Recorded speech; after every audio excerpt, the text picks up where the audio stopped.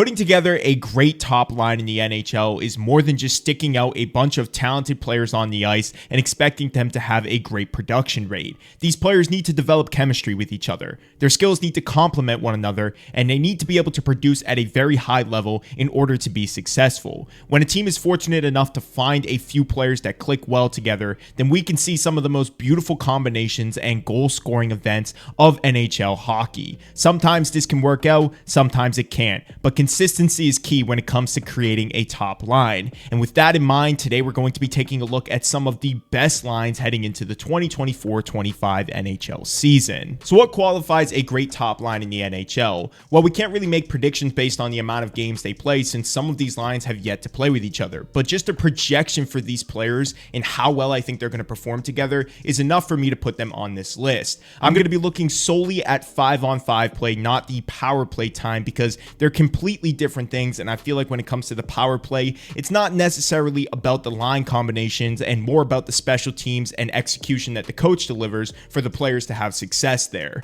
So before we get started with this video, if you guys haven't been subscribed to the channel yet, make sure you do that now. Let you know whenever I post fun new content like this, and let's get right into this one. Coming in at number 10, I have the top line for the Detroit Red Wings: Alex DeBrincat, Dylan Larkin, and Lucas Raymond. When it comes to this line, they were perfect together at the start of the season last year, but sort of faltered off as the season went on. And even though I do think that they're still a very talented line, including them on this top 10 list, I couldn't justify putting them any higher, sort of based on the injuries that Dylan Larkin sustains, as well as the drop-off that Alex DeBrincat suffered as the season progressed last year. Now, I'm not saying that this line isn't going to be fantastic next year, and they could move up considerably on this list if they have the same production consistently throughout the 2024-25 season, but I just think that there's a few things that could hold this line back. For one, Lucas Raymond not having a contract extension yet, which could happen even before I post this video, as well as the other two things I mentioned with Larkin and with DeBrincat. But I still think they're a top 10 line. They're productive, and they're going to be very successful for next season, so they come in at number 10 for me. Coming in at number 9, the top line for the LA Kings, and I'm not sure if this is what the line's going to be next year, because I've heard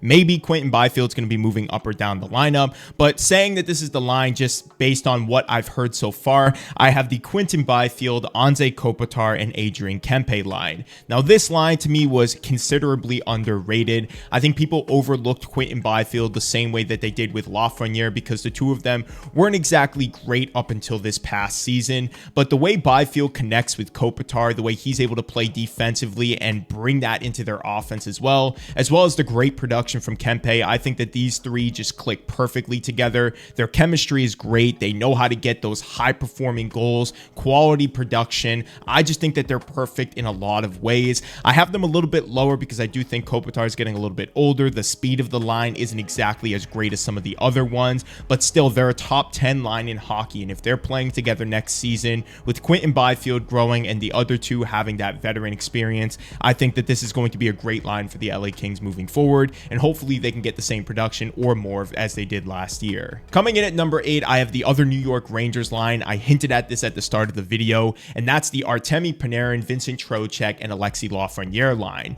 This line, to me, they all took massive steps last season, especially Alexis Lafreniere and Artemi Panarin. Panarin having the best season of his career, and Lafreniere making himself the first overall pick we all knew that he was capable of being. Not to mention Vincent Trocheck becoming one of the biggest dynamic players of the playoffs last season. I just think that these three together, they finally found some chemistry, and there's a ton to build from here. Now, the only thing is that Artemi Panarin is growing in age, so yes, he's going to be great for this upcoming season, but who knows how long this Rangers line is going to be able to stay together. I do think that the Rangers need to get themselves another top 6 winger, but when we're talking about great lines in the NHL, I don't know if there's a more productive or more solidly built line than this one for the New York Rangers. I have them coming in at number 8. I would like to see Alexis Lafreniere take a little bit more of a step forward before I can rank them higher, but if he's able to get himself to be an 80-point scorer this year, then I think we're talking about a potential top 5 line in the NHL with these three players. Coming in at number 7, we have the recent Stanley Cup champions and one of my favorite lines to watch, especially in the playoffs,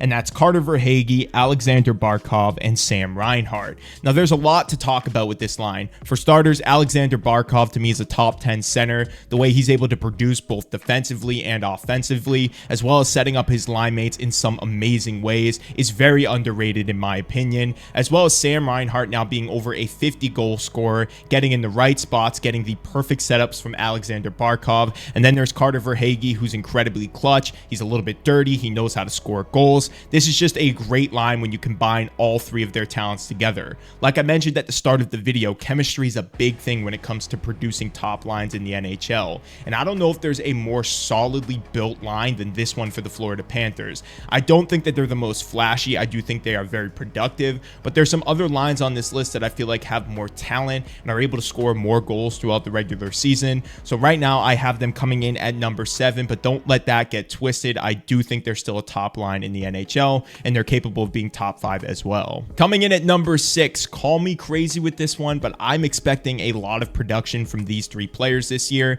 and that's the Pavel Zacha, Elias Lindholm, and David Pastrnak line. Now, the thing that really boosts this line up for me is obviously the goal scoring capabilities of David Pastrnak.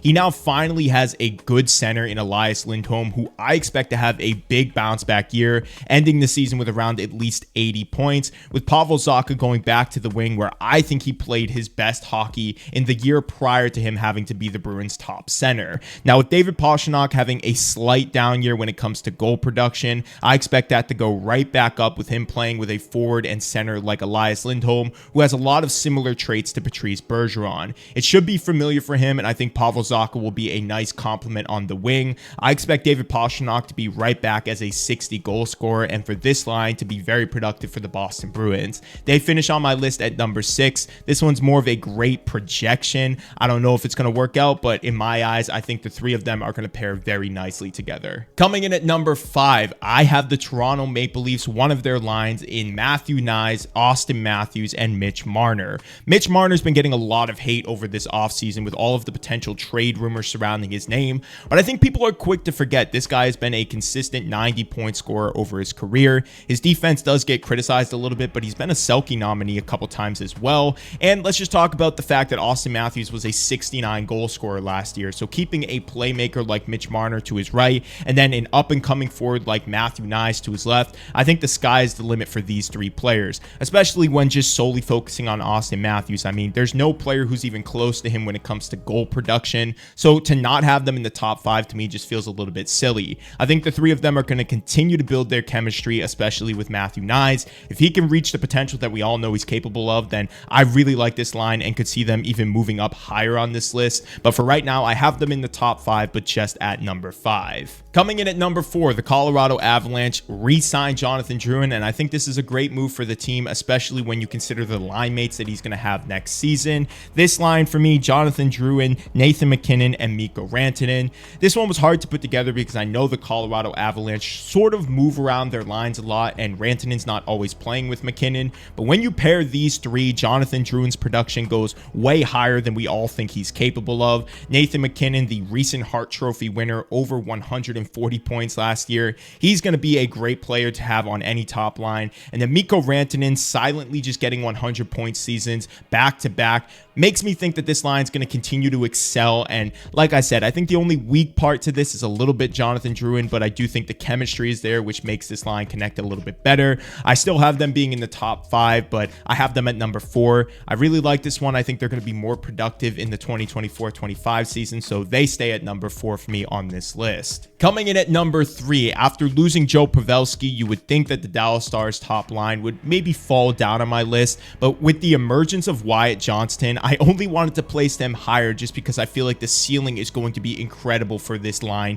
in the 24-25 season. In this spot, I have Jason Robertson, Roope Hintz, and Wyatt Johnston. Now, it's not clear that the Stars are going to go with this exact lineup. There's been some rumors about maybe Tyler Seguin moving up to the right wing to play alongside Hintz and Robertson, but I think if you want to put Wyatt Johnston in this position, then these 3 young bucks are going to have a great season ahead of them. Jason Robertson showed that he's capable of being a 100-point player. I think Roope Hintz is quietly one of the best centers in the NHL and continues to show us that his game is fantastic. And like I said with Wyatt Johnston, he's emerging. The Stars just know how to develop their young players. And I think if you place him alongside some great playmakers like Hintz and Robertson, then his game is going to continue to excel even more. I have them in the number 3 spot. Like I said, this could be Tyler Seguin instead of Wyatt Johnston, but either way, I feel like this line is still a top 3 line in hockey, so that's exactly where I'm going to leave them. For my number 2 of my top 10 lines in the NHL for the 2024-25 season,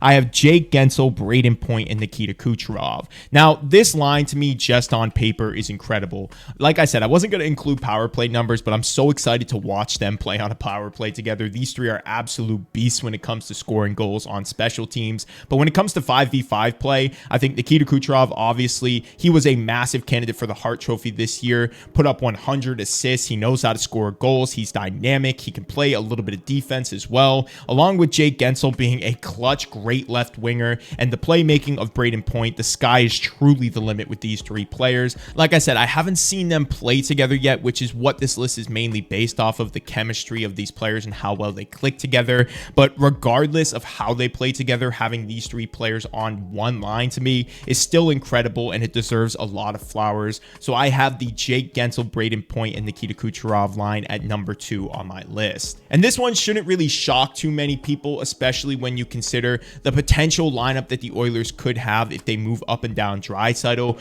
But just from Connor McDavid alone, I have the Edmonton Oilers line of Jeff Skinner, Connor McDavid, and Zach Hyman. Now, people are quick to forget that Jeff Skinner was actually a very solid goal scorer in Buffalo, but with all of their players having a down year, of course, he regressed a little bit as well. But with Connor McDavid being the playmaker that he is, elevating Zach Hyman to over a 50 goal scorer, I think we all can assume that Jeff Skinner's production is going to go through the roof as well if he's playing on that top line.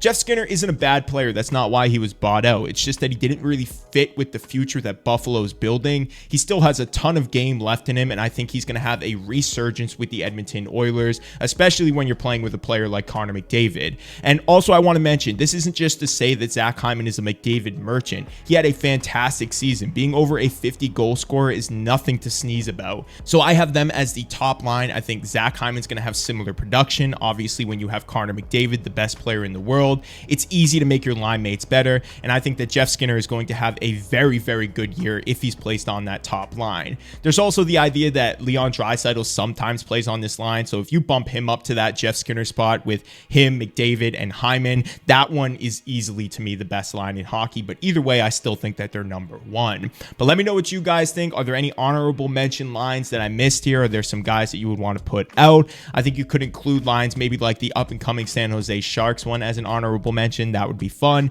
Maybe some of those young Duck lineups with Zegras, Gauthier, Carlson, whoever you want to throw on that list. But like I said, there's a ton of great lines out there, so drop your favorite one below and let me know what you think about my list overall. Make sure you guys like this video and subscribe to the channel. Like always, I will see you guys in the next one.